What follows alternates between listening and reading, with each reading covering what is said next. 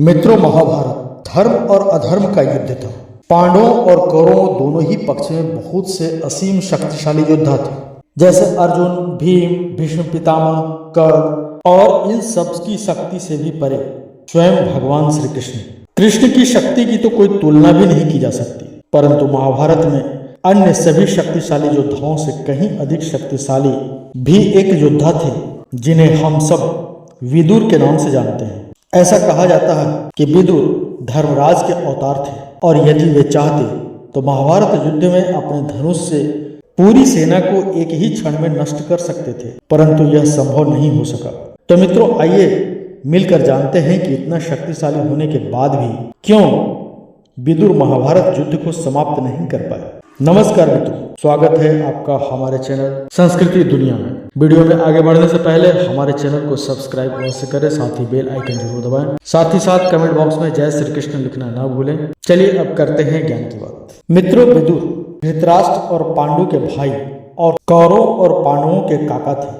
हस्तिनापुर के नरेश, शांतनु और उनकी पत्नी सत्यवती के दो पुत्र हुए, जिनके नाम चित्रांगद और विचित्रवीर्य थे। दोनों पुत्रों के बचपन में ही शांतनु का देहांत हो गया और चित्रांगद और विचित्रवीर्य का पालन पोषण विदुर जी द्वारा किया गया। यदि आप भीष्म और शांतनु के विषय में नहीं जानते तो हम आपको बता दें कि भीष्म शांतनु की प्रथम पत्नी गंगा से उत्पन्न हुए थे। शांतनु ने सत्यवती की सुंदरता पर मोहित होकर उससे विवाह किया, परंतु विवाह से पूर्व सत्यवती के पिता ने शर्त रखी थी कि शांतनु के पश्चात सत्यवती से उत्पन्न पुत्र ही राजा का पद ग्रहण करेगा, न कि उनकी पहली पत्नी गंगा का पुत्र। शांतनु ने वचन दिया और सत्यवती ने विवाह किया। इस कारण अपने पिता का वचन रखने के लिए भीष्म ने पूरे जीवन भर विवाह नहीं किया और चित्रांगद और विचित्रवीर्य का अपने बच्चों के समान पालन पोषण किया। चित्रांगद के बड़े होने पर भीष्म ने उसे सिंहासन सौंप दिया।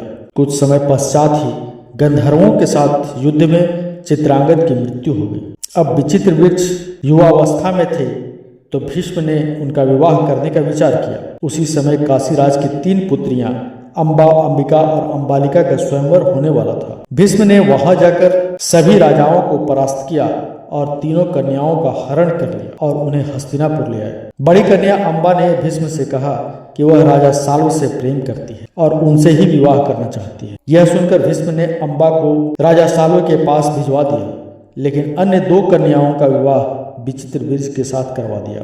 कुछ समय पश्चात ही विचित्रवीर्य को क्षय रोग हो गया और उनकी मृत्यु हो गई।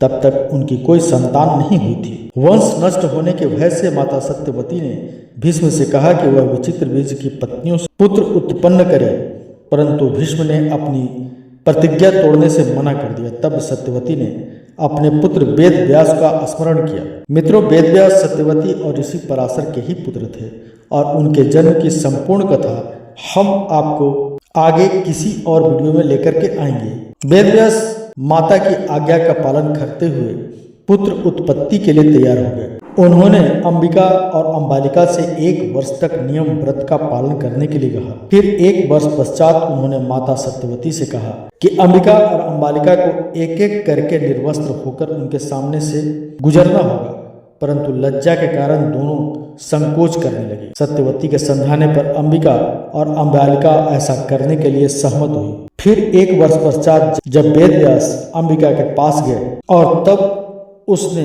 अपने नेत्र बंद कर लिए। कक्ष से बाहर आने पर महर्षि वेद व्यास ने माता सत्यवती से कहा कि अंबिका को बहुत ही तेजस्वी पुत्र प्राप्त होगा, परंतु उसने अपने नेत्र बंद कर लिए। इस कारण अंबिका का पुत्र नेत्रहीन होगा। यह सुनकर सत्यवती को बहुत अधिक दुख हुआ। इसके पश्चात वेद व्यास छोटी रानी अंबालिका के पास गए। वेद व्यास जी को देखकर अंबालिका भय से पीली पड़ गई। वेद व्यास ने माता सत्यवती से कहा कि अंबालिका का पुत्र पांडु रोग से ग्रसित होगा। यह सुनकर सत्यवती को और भी अधिक दुख हुआ और उन्होंने अंबालिका को पुनः वेद व्यास के समक्ष जाने के लिए कहा। इस बार रानी अंबालिका ने स्वयं न जाकर अपनी दासी को ऋषि के समक्ष भेज दिया। दासी उनके सामने जाकर बिल्कुल भी नहीं घबराई। तो व्यास जी ने माता सत्यवती से कहा कि इस दासी से उत्पन्न हुआ पुत्र नीतिवान और वेदों का ज्ञाता होगा। और मित्रों, अंबिका से उत्पन्न पुत्र ही धृतराष्ट्र, अंबालिका से उत्पन्न पुत्र पांडु और दासी से उत्पन्न पुत्र विदुर था। ऋषि मांडव्य के श्राप के कारण यमराज ने दासी पुत्र के रूप में जन्म लिया और आगे चलकर वे धृतराष्ट्र के मंत्री बने।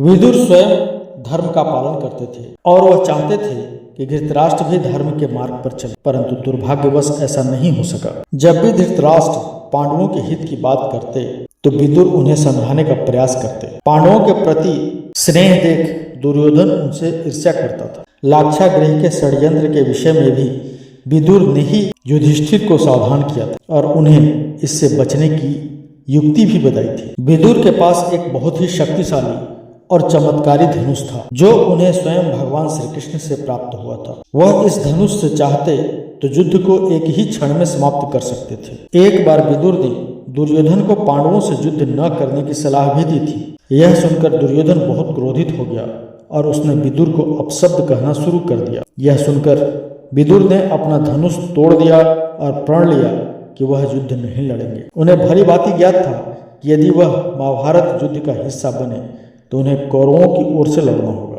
अर्थात अधर्म के पक्ष में रहना होगा। इसीलिए उन्होंने स्वयं युद्ध न करने का निश्चय किया। साथ ही उन्होंने धृतराष्ट्र को भी समझाया कि दुर्योधन उनका कुल नष्ट कर देगा और इसका परित्याग करना ही बुद्धिमानी है। परंतु विदुर की बात किसी ने नहीं मानी और इसका परिणाम क्या हुआ इससे तो हम सभी अवगत हैं। मित्रों, महाभारत के विदुर की यह कथा आपको कैसी लगी कमेंट बॉक्स में हमारे साथ जरूर शेयर करें। साथ ही इस वीडियो को ज्यादा से ज्यादा लाइक और शेयर भी करें। ऐसे ही और भी आध्यात्मिक वीडियोस को देखते रहने के लिए सब्सक्राइब करें हमारे चैनल संस्कृति दुनिया को। और अगर ये वीडियो अच्छी लगे तो वीडियो को लाइक करें। मिलते हैं अगले वीडियो में एक नई खास जानकारी के साथ। तब तक के लिए देखते रहिए संस्कृति दुनिया। धन्यवाद।